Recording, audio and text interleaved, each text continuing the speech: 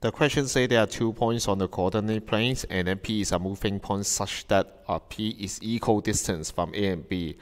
When we talk about P is equal distance from two fixed points, you predicted that it should be 2 points, and then we are asking for the perpendicular bisector of these 2 points. If you memorize these results, then the first method is you find the midpoint of A and B, and then you get the slope of AB in order to chase back what is the slope of our target line here. And then you can get the equation of straight line by slope equal to slope. So the perpendicular bisector should be look like this, and you predict a negative slope there. But anyway, you can also just directly use the relation here. P is equal distance from A and B. That means from P to A compared with P to B, the distance should be the same. The key point is whether you know how you can let the point P. Point A is 10, 14, while point B is -2, -2. Point P is talking about a general point x, y. So you have to put x and y, this element, inside the equation so that you form an equation with x and y. Then we can write down the equation of L now.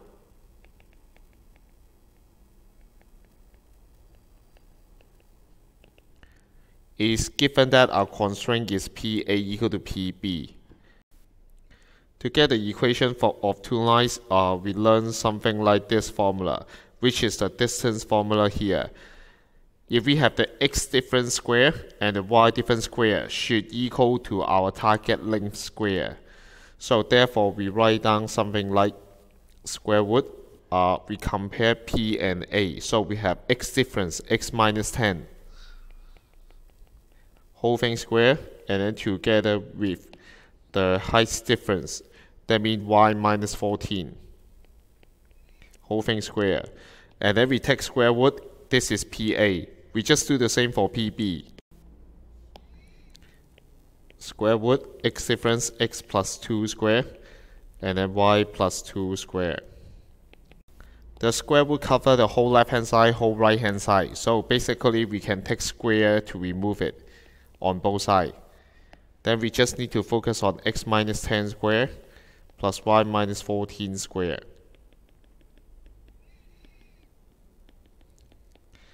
And it's look a little bit complicated, but if you expand it, you will find that there are lots of terms that you can simplify. We are going to expand left hand side. We have x squared minus 2ab, that means minus 20x plus 100. Positive y squared minus 28y, positive 196. And then we have x squared plus 4x and then plus 4. Plus y squared plus 4y and then plus 4. So we find 6 terms in left hand side and also 6 terms in right hand side. We find that x squared and x squared appear on both sides, also y squared and y squared. So by both sides subtracting x squared, then it will be cancelled out. Now 8 term is left and there are some like terms. So we put everything to right hand side, for example. Then we have 20x, positive 4x, positive 28y, positive 4y, positive 4, minus 100, minus 196. We just continue our calculation. We get 24x, positive 32y, and minus 288.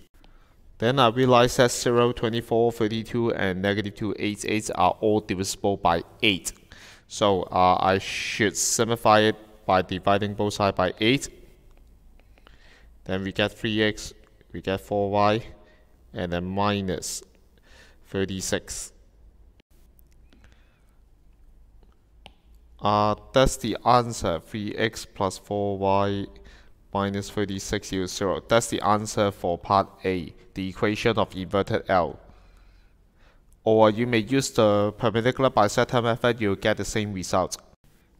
In part B, you must sketch the graph to approximately know how the line cut the graph, something like that, and then you have to understand what is the position of each point. So they say inverted L, you may change it y be the subject to get the slope and the y coordinate, something like that. Or you just simply draw on the graph. It's look like approximate like this. is a perpendicular bisector of AB here. And then they say this line intersect the x-axis at point P. So they are talking about this point is point P. You have to understand they are talking about this point. And when the line inverted L cut y-axis, then that point is called point Q. If you do not label point PQ, then you have no idea what it's asking. Denotes the origin, this is called O. Someone claimed that the perimeter of this triangle exists 40.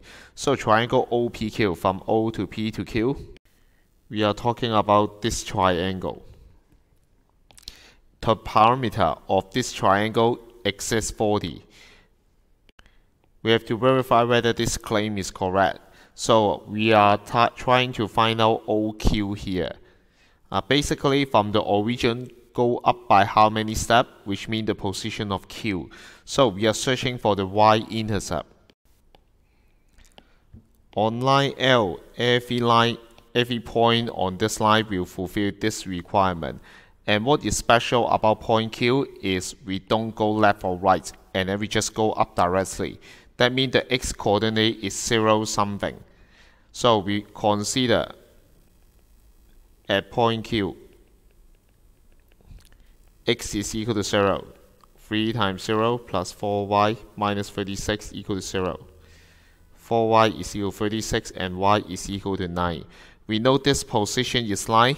That means we know the distance here is 9. We have one length of a triangle already. Now we are going to find out another length, OP. When we considering this line, point P, we are talking about do not go up, so the y-coordinate is 0. What is the corresponding x-coordinate? So we consider again. Consider at point P. We know y is equal to 0. So 3 times x plus 4 times 0 minus 36 equal to 0. Similar calculation, we get x is equal to 12. So this position is 12, which means distance here is 12. And then in order to get the parameter, we are trying to get the length PQ here.